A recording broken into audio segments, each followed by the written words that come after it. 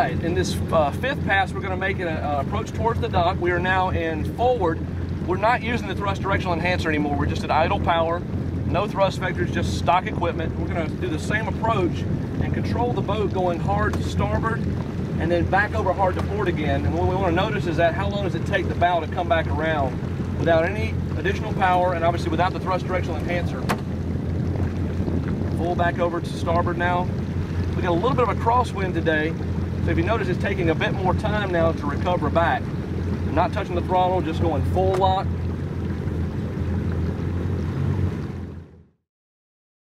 Thrust directional enhancer engaged now.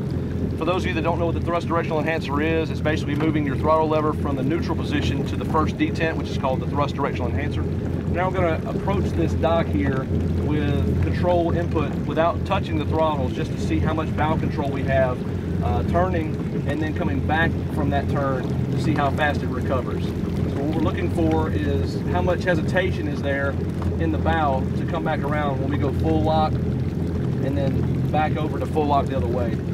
Notice how we have a point that we're trying to navigate towards. We have hesitation here. Going full lock, the bow wants to come back slowly.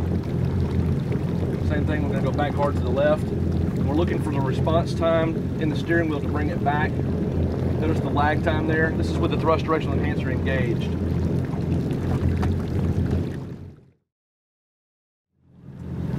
All right, this next pass we're going to go straight at the dock. We have the boat in forward idle, so we do not have thrust directional enhancer engaged here. We do have the thrust vectors XL installed. We're going to maneuver towards the dock. We're going to steer completely hard to starboard, and then we're going to go back hard to port. We're going to notice how fast the boat comes around. So again, hard to port, hard to starboard, full lock.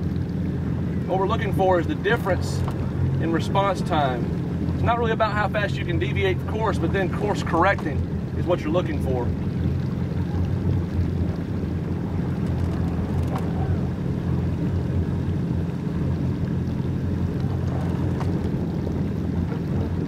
Notice how it almost instantaneously comes back, even though we've got the steering hard over. We have a little bit of a crosswind today too, and it's overcoming some of that crosswind as well. So again, that's with idle power, thrust vectors XL, forward idle.